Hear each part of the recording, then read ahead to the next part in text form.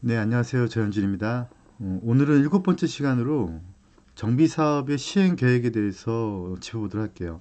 사업을 추진해서 조합설 인가를 받게 되면 그 다음에 조합원들한테 어떻게 사업을 하겠다라는 것을 이제 계획을 잡아야 되는데요. 그 구체적인 계획이 나중에 사업 시행 인가 가리처분까지 가게 되는데 도시 및 주거환경 정비법에 의한 재개발 재건축에서는 그게 이제 관리처분이라는 단계를 한번 더 거치게 돼 있고요. 지금 우리가 공부하고 있는 빈집 및 소규모 정비 사업법에 대해서는 사업 시행 계획에 의해서 사업 시 인가를 받도록 하고 있죠.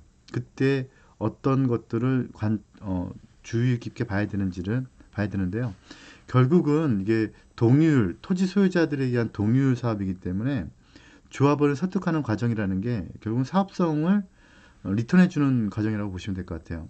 그래서 사업 이익이 얼마큼 나야 되는지에 대한 부분하고 그 다음에 앞으로 이제 우리가 이런 사업을 하겠다. 그러면 이제 단독이나 다가구가 밀집된 지역을 아파트로 짓겠다는 건데 그렇게 했을 때 여러 가지 부대끼는 문제들, 공사가 진행이 되면서 이주 대책에 대한 부분들, 공사의 사업비는 어떻게 마련하겠다에 대한 부분들, 뭐 이런 것들이 미리 계획을 짜야 된다는 거죠. 그래서 제가 지난주 저희 번개 모임 한번 했었잖아요. 근데 번개 모임을 했는데 생각보다 많은 분들이 오셨는데 어, 우리가 만약에 어떤 위원회가 결성이 되고 앞으로 추진할 수 있는 추진 주체가 만들어진다고 하면 그 추진 주체에서는 이 시행 계획을 같이 짜나가도록 해야 돼요.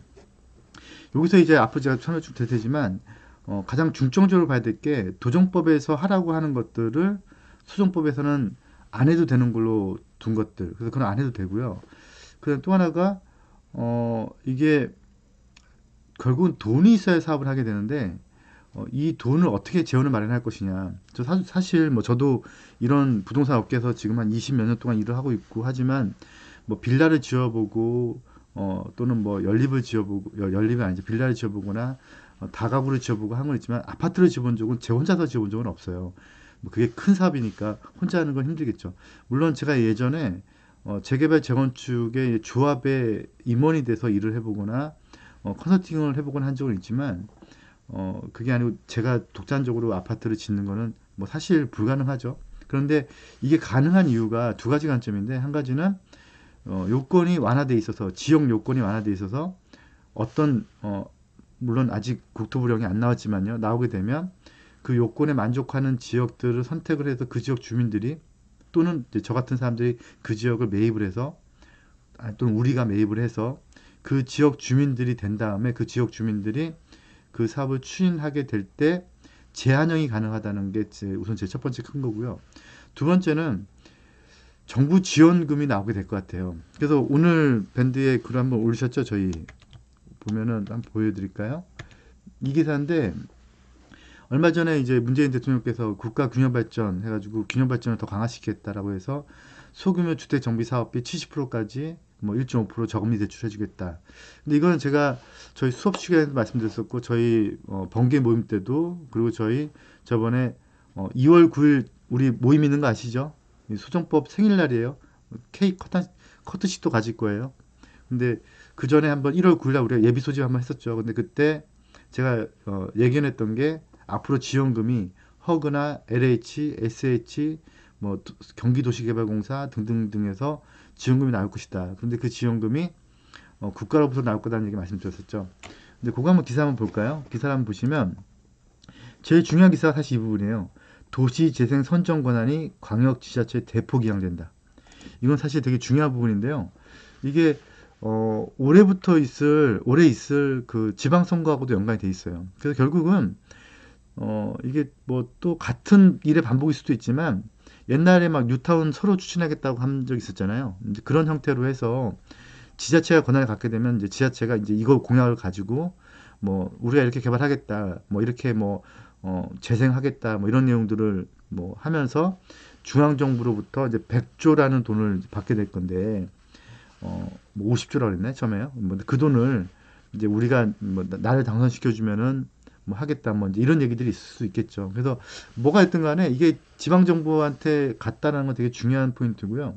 그러면 이제 우리는 주민 제한형이 되기 때문에 주민 제한을 잘 만들어서 이제 지자체한테 이거 해달라. 제가 이 모임을 하게 된 이유가 저는 이번 연도 안에 우리 모임에서 조합설 인가 신청서를 넣고 싶거든요. 그때 각 지자체들이 너도 나도 랜드마크를 만들기 위해서, 너도 나도 성과물을 만들기 위해서 아마 대폭 지지해 줄 수도 있을 것 같아요. 그래서 그 지원금 받아서. 근데 그 권한까지도 이제 지방정부로 넘어오기 때문에 이제 이런 편해지는 거죠. 뭐 이 기사 내용을 한번 쭉 보시면 되는데, 제가 생각하는 건 제일 중요한 건 이거예요. 도시재생 선정 권한이 광역 지자체한테 대폭 이양된 거랑, 그 다음에 국토부 관계자에 따르면은 그 허그의 보증도 옛날에는 좀 단계가 되게 강화돼 있어야 되는데 뭐 좀 강화가 되지 않고 가로주택 같은 경우는 좀 완화돼 있어도 해주겠다라는 부분하고, 그 다음에 70%까지 75%까지인가요? 뭐 70%까지 1.5%로 대출해주겠다. 이 돈을 쓰려면 어떤 사업 계획서를 제출해야 될 거 아니에요, 국가한테. 내가 이런 사업을 할 거니까 너희들 한번 검토 한번 해줘 볼래? 그리고 검토가 잘 되면 이제 사업비도 줄 거고요. 그 사업설 계획을 작성하는 게 이 정비 사업의 시행 계획이라고 보시면 될 것 같아요. 그 조합원을 설득하고 사업 이익 구조를 미리 알아서 우리가 이렇게 해나가겠다라는 것을 지자체한테 제출하는 거죠. 그게 한 개씩 볼까요? 당연히 빈집법에 소규모 정비 사업도 건축 심의를 받아야 되는 거예요. 제가 이제 이런 수업들을 지금 거의 무료로 배포를 하고 있는데 모태는 우리가 알고 있는 재개발 재건축에 도시 및 주관계 정비법, 도정법에서 왔다라는 걸 알고 계셔야 돼요. 그런데 올해부터 2018년 2월 9일부터 이제 빈집 및 소규모 정비사법, 그래서 도정법과 이제 대칭되는 개념으로 제가 소정법이라고 했죠. 소정법에서도 똑같이 도정법에서 왔기 때문에 이거를 가야 돼요. 그래서 건축심의 가야 되고요. 가로주택 보면요, 가로주택 또는 소규모 정비 사업의 시행자는 높이, 층수 뭐 이런 것들에 대해서 쭉 해야 된다. 이런 것들은 이제 도정법하고 같은 내용들이 거의 비슷하니까 다 봐야 되는데요. 보시면 될 거고요. 그런데 이제 여기 보시면 사업 시행 계획서 작성하게 되는데 사업 시행 구역의 면적, 토지 이용 계획, 그 다음에 설치 계획, 그 다음에 자유주택 정비 사업은 이 부분은 빠져 있어요. 임시 거주 시설 포함 주민 이주 대책 계획, 그 다음에 뭐 등등등. 뭐 그 다음에 여기 보시면은 임대주택 건설 계획은 들어가 있죠. 임대주택을 지어야 될 것이냐 말아야 될 것이냐 가지고 많은 분들이 좀 임대주택 지으면은 아파트가 안 좋아지는 게 아니야. 임대주택 지으면 시세가 많이 올라가는 것에 방해하는 건 맞아요. 그리고 분양가에도 어느 정도 제한을 가해주고 임대 때문에 가격이 상승하는 것도 발목이 잡히는 경우가 있거든요. 뭐 모든 그 사회 계층들이 소셜 믹스로 해서 같은 단지에 살아야 된다는 건 이상이고, 실제적으로 소셜 믹스가 일어나면 부자들이 회피하는 현상들이 벌어지기 때문에 가격이 떨어지는 게 실제적인 현상이었어요. 그러다 보니까 임대주택을 짓지 않는 것들을 보통 많이 선호한다라고 생각하시는데, 그거는 이제 시세 차익적인 관점인 거고, 제가 맨날 말씀드리면 개발 관점에서는 임대주택이 지어야만 사업성이 좋아지는 경우가 있다고 제가 본 수업에서 설명 드렸었죠. 그거는 이제 숫자적으로 그렇다는 거예요. 임대를 짓게 되면 거기에 맞게 다시 다른 평형들이 더 늘어나는 구조를 가지고 있고, 그 다음에 서울시 같은 경우는 역세권 시프트 사업할 때 했던 건데요. 역세권 시프트 하면서 뭐 역반경 500m, 250m 안쪽은 종상향, 종변경 이런 거 기억나시죠? 그러면서 거기다가 역세권 시프트, 청년주택이라든가 뭐 임대주택을 지어주면 용적률을 더 인센티브 주고. 근데 아직 요 얘기도 지금 가로주택 정비 사업, 그러니까 소정법에 의한 가로주택 정비 사업에서는 얘기가 있지는 않아요. 그런데 제가 예상을 하는 몇 가지가 있는데요. 지금 벌써 저하고 같이 이런 수업 들으신 분들 벌써 1년이 다 돼가죠, 그죠? 근데 1년 동안 제가 말씀드렸던 게 거의 맞았죠. 뭐 그게 제가 뭐 점쟁이가 아니고요. 흐름이 그렇다는 거예요. 흐름이 그렇게 흘러갈 수밖에 없는 건데, 제가 예측했던 게 지원금 나올 것이다. 그다음에 파리 대책에 의해서 강남이 오히려 뜰 것이다. 뭐 이런 거 제가 예측해 드렸었잖아요. 근데 아마 또 하나 예측을 드린다면 임대주택을 짓겠다라고 하면 그러면은 아마 용적률 상향이라든가 이런 것들에 대해서, 또는 그게 아니면 지원금을 더 주는 개념들이 만들어질 가능성이 높아요. 그래서 가로주택정비사업법에서는 이런 것들, 지금 여기서 까맣게 되어 있는 것들, 사업 시행 계획 면적, 토지 이용 계획, 그리고 제가 방배 7구역 하면서 예시 드렸던 거 기억나시죠? 조합 전체 면적 따지고 건립가구수 예정하고, 뭐 설계 뜨기 전에요.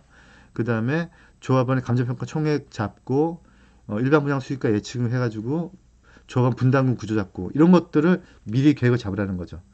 근데 이제 다른 것들은 안 잡아도 되니까. 근데 도정법에서는 뭐 되게 많아요. 도정법에서는 상당히 많은 내용들을 뭐 여기 보시면 뭐 순찰 강화, 뭐 경찰서 요청하라는 거죠. 제가 재개발할 테니까 여기 좀 순찰 좀 강화시켜주고 초소 만들어주고 애들 무슨 뭐 담배 피고 그런 거 아니지. 거기서 무슨 뭐 다른 사건이 일어날 수 있으니까 강화해달라 뭐 이제 이런 것들도 이제 경찰청에 요청하고 하는 게 있는데 소정법에서는 이제 그런 게 우선 보이고 있지는 않아요. 저희가 지금 이렇게 쭉 제가 과제를 드리면 그 과제를 가지고 다시 밴드를 통해서 토론을 하고 그걸 다시 제가 짚어드리고 하는 시간을 쭉 갖고 있는데 어, 무엇보다 더 중요한 거는 저희가 공부로 끝나면 안 된다는 거죠. 이거를 가지고 실제로 돈을 벌 수 있는 사업을 해보자는 거고요. 저희가 계속해서 공부를 해오면서 토론도 하고 많이 했지만 제가 제일 염려하는 거는 학술적인 단계로 가는 걸 제일 염려해요. 저는 돈 벌고 싶은 사람들이 모였으면 하는 게 제 바람이거든요. 그래서 지금 어려운 공부를 같이 따라오고 계신데 막 문구를 하나하나 디테일하게 보시는 건 각자 하시고요. 큰 의미 맥락을 가지고 가시다 보면 그 다음부터는 이게 이렇게 가는 거구나. 아 그러면 내가 뭘 해야 되겠다라고 하면 그게 느낌이 오신다면 직접 참여하셔가지고 같이 사업을 한번 조합사업인가까지 가보시는 것도 좋을 것 같아요. 지역조합 사업이 그동안의 사업 대세적인 사업이었는데 그거는 어떤 주체자가 목적을 가진 사람들이 모이게 해가지고 사업을 추진했거든요. 땅을 매입해서. 근데 우리는 약간 좀 다르게 가시자고요.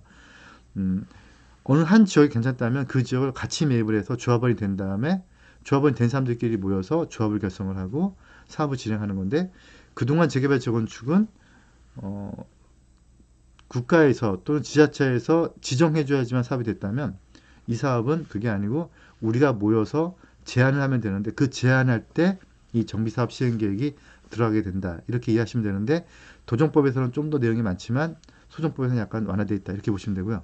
이번 주 2월 9일 날 교대역에서 저번에 했던 모임 그 장소에서요. 우리 발대식을 가질 거예요. 생일이죠. 소정법의 생일날인데요. 그날 꼭 오시길 바라겠고요. 그리고 저희 그 지역선정위원으로 하신 분들, 되신 분들은 이번 주 수요일 날 사전 미팅 가질 거니까 금요일 꼭 나와주시기 바라겠습니다. 수고하셨습니다. 감사합니다.